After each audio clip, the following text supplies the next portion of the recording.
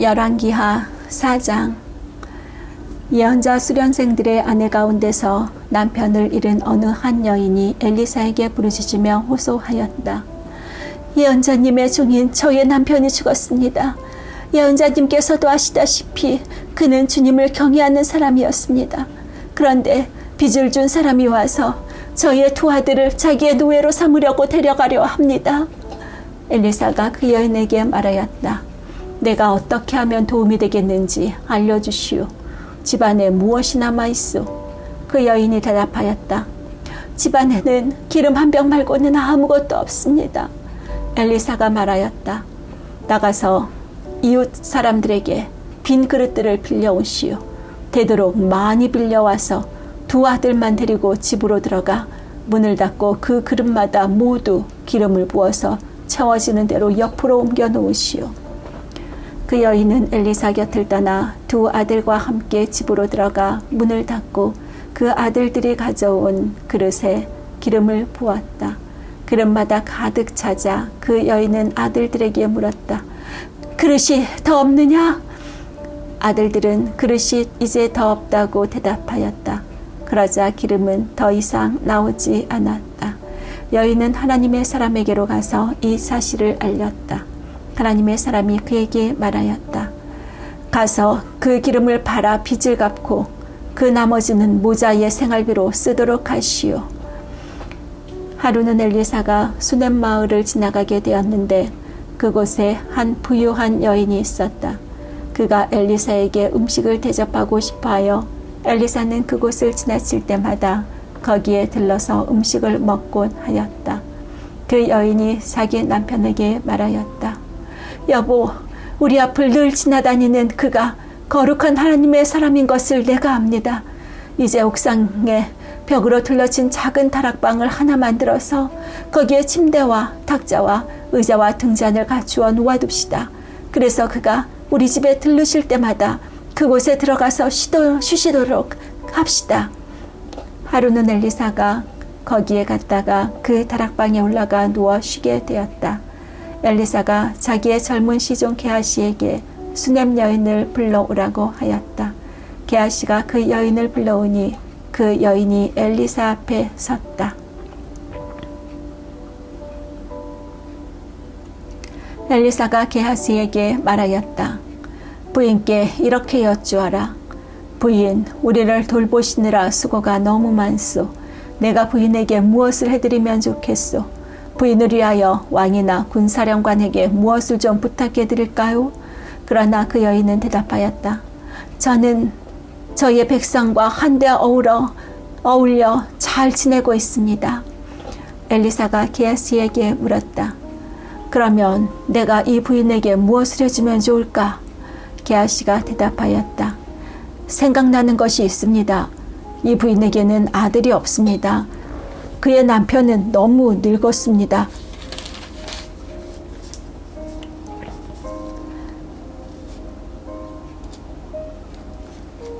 엘리사는 게하시에게 그 여인을 다시 불러오게 하였다.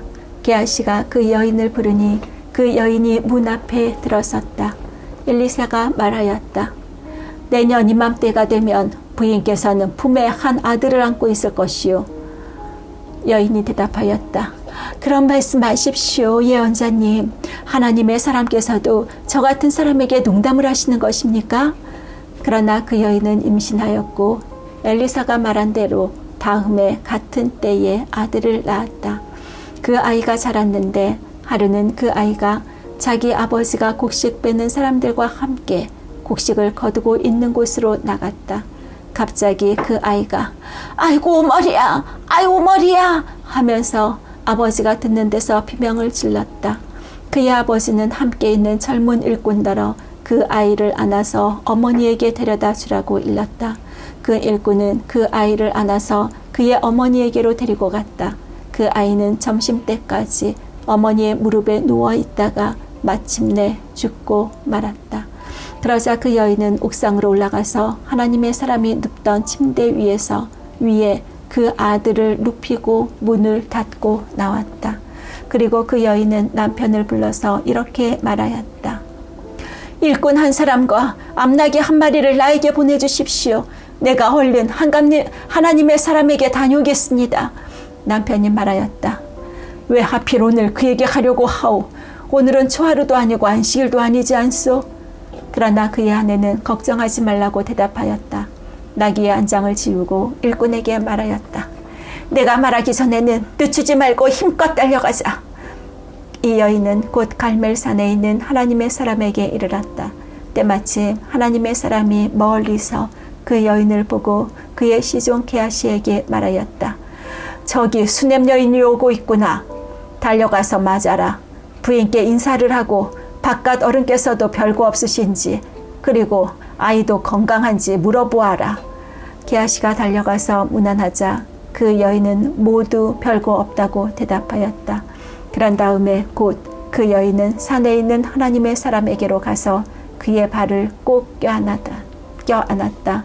게하시가 그 여인을 떼어놓으려고 다가갔으나 하나님의 사람이 말리면서 말하였다. 그대로 두어라. 부인의 마음속에 무엇인가 쓰라린 괴로움이 있는 것 같구나. 주님께서는 그가 겪은 고통을 나에게는 감추시고 알려주지 않으셨다. 여인이 엘리사에게 말하였다. 예언자님, 제가 언제 아들을 달라고 하였습니까? 저는 오히려 저 같은 사람에게 농담을 하지 마시라고 말씀드리지 않았습니까? 엘리사가 게하시에게 말하였다. 허리를 단단히 묶고 내 지팡이를 들고 가거라. 길을 가다가 어떤 사람을 만나도 인사를 해서는 안 된다. 인사를 받더라도 그에게 대꾸를 해서는 안 된다. 그리고 가거든 내 지팡이를 그 아이의 얼굴 위에 놓아라. 그러나 아이의 어머니는 말하였다. 주님의 살아계심과 예언자님의 목숨이 살아계심을 두고 맹세합니다. 저는 어떤 일이 있어도 예언자님을 떠나지 않겠습니다. 엘리사는 하는 수 없이 일어나서 그 부인을 따라 나섰다. 게하시가 그들보다 먼저 가서 그 아이의 얼굴에 지팡이를 올려놓아 보았으나 아무런 소리도 없었고 아무런 기척도 없었다. 게하시가 엘리사를 맞으려고 되돌아와서 그에게 말하였다. 아이가 깨어나지 않습니다. 엘리사가 집안에 들어가 보니 그 아이는 죽어 있었고 그 죽은 아이는 엘리사가 눕던 침대 위에 뉘어 있었다. 엘리사는 방 안으로 들어가서 문을 닫았다. 방 안에는 엘리사와 그 죽은 아이 둘뿐이었다. 엘리사는 주님께 기도를 드린 다음에 침대 위로 올라가서 그 아이 위에 몸을 포개어 엎드렸다. 자기 입을 그 아이의 입 위에 두고 자기 눈을 그 아이의 눈 위에 두고 자기의 손을 그 아이의 손 위에 놓고 그 아이 위에 엎드리니 아이의 몸이 따뜻해지기 시작하는 것이 아닌가. 엘리사가 잠시 내려앉았다가 집 안 이곳저곳을 한번 거는 뒤에 다시 올라가서 그 아이의 몸 위에 몸을 포개어 엎드리니 마침내 그 아이가 7번이나 재채기를 한 다음에 눈을 떴다. 엘리사가 게하시를 불러서 수냄 여인을 불러오게 하였다. 게하시가 그 여인을 불렀다. 그 여인이 들어오니 엘리사가 그 여인에게 아들을 데리고 가라고 하였다. 그 여인은 들어와서 애언자의 발에 얼굴을 대고 땅에 엎드려 큰 절을 하고 아들을 데리고 나갔다. 엘리사가 길갈로 돌아왔다. 그곳은 엘리사가 예언자 수련생들을 데리고 사는 곳이었다. 마침 그때에 그 땅에 흉년이 들었다. 엘리사가 한 종에게 큰 솥을 걸어놓고 예언자 수련생들이 먹을 국을 끓이라고 하였다. 한 사람이 나무를 캐려고 들에 나갔다가 들포도 덩굴을 발견하고서 그 덩굴을 뜯어 옷에 가득 담아 가지고 돌아와서 그것이 무엇인지도 잘 모르는 채로 솥에 썰어 넣었다. 그들이 각자 국을 떠다 먹으려고 맛을 보다가 깜짝 놀라 하나님의 사람을 부르며 그 솥에 사람을 죽게 하는 독이 들어있다고 외쳤다. 그래서 그들이 그 국을 먹지 못하고 있는데 엘리사가 밀가루를 가져오라고 하여 그 밀가루를 솥에 뿌린 뒤에 이제는 먹어도 되니 사람들에게 떠다 주라고 하였다. 그러고 나니 정말로 솥 안에는 독이 전혀 없었다.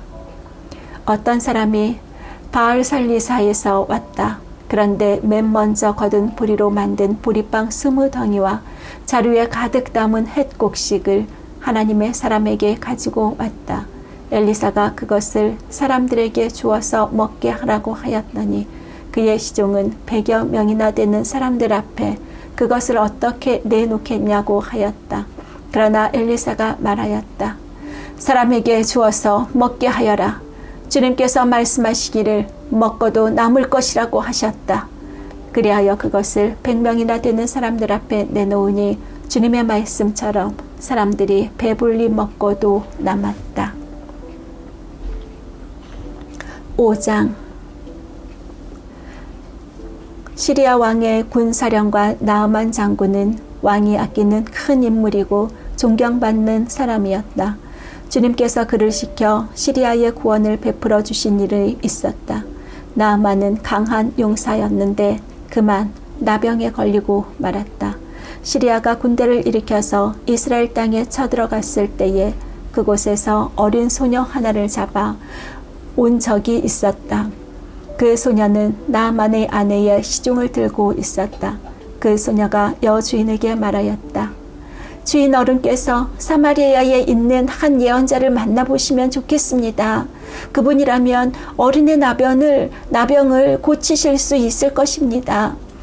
이 말을 들은 나아만은 시리아 왕에게 나아가서 이스라엘 땅에서 온 한 소녀가 한 말을 보고하였다. 시리아 왕은 기꺼이 허락하였다. 내가 이스라엘 왕에게 편지를 써보내겠으니 가보도록 하시오. 나아만은 은 10달란트와 금 6,000개와 옷 10벌을 가지고 가서 왕의 편지를 이스라엘 왕에게 전하였다. 그 편지에는 이렇게 쓰여 있었다. 내가 이 편지와 함께 나의 신하 나하만을 귀하에게 보냅니다.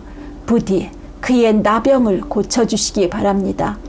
이스라엘 왕은 그 편지를 읽고 낙담하여 자기의 옷을 찢으며 주위를 둘러보고 말하였다. 내가 사람을 죽이고 살리는 신이라도 된다는 말인가? 이렇게 사람을 보내어 나병을 고쳐달라고 하니 이게 될 말인가? 이것은 분명 공연히의 트집을 잡아 싸울 기회를 찾으려는 것이니 자세히들 알아보도록 하시오. 이스라엘 왕이 낙담하여 옷을 찢었다는 소식을 하나님의 사람 엘리사가 듣고 왕에게 사람을 보내어 말하였다. 어찌하여 옷을 찢으셨습니까? 그 사람을 나에게 보내주십시오. 이스라엘에 예언자가 있음을 그에게 알려주겠습니다. 나아만은 군마와 병거를 거느리고 와서 엘리사의 집 문 앞에 멈추어 섰다. 엘리사는 사환을 시켜서 나아만에게 요단강으로 가서 몸을 7번 씻으면 장군의 몸이 다시 깨끗하게 될 것이라고 말하였다. 나아만은 이 말을 듣고 화가 나서 발길을 돌렸다. 적어도 엘리사가 직접 나와서 정중히 나를 맞이하고 주 그의 하나님의 이름을 부르며 상처 위에 직접 안수하여 나병을 고쳐주어야 도리가 아닌가? 다마스쿠스에 있는 아마나 강이나 바르발 강이 이스라엘에 있는 강물보다 좋지 않다는 말이냐? 강에서 씻으려면 거기에서 씻으면 될 것 아닌가? 우리나라의 강물에서는 씻기지 않기라도 한다는 말이냐? 하고 불평하였다.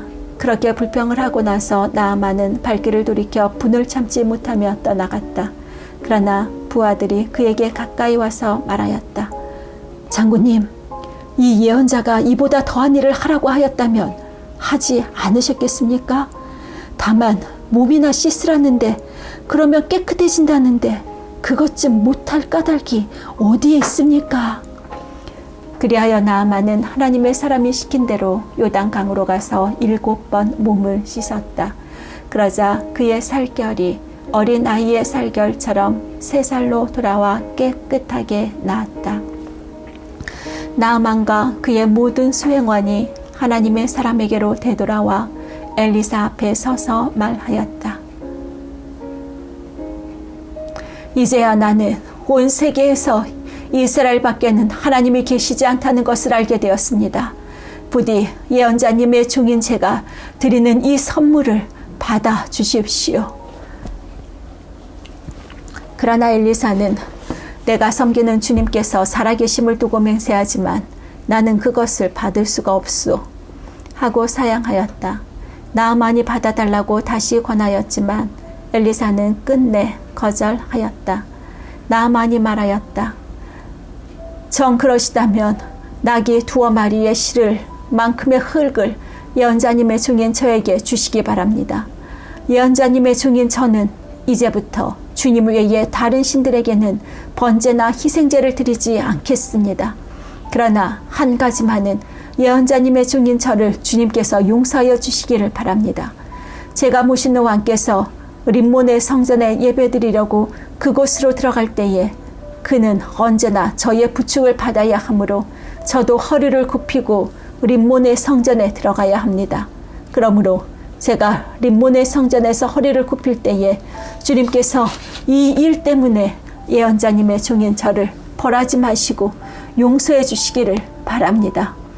그러자 엘리사가 나아만에게 말하였다. 좋소.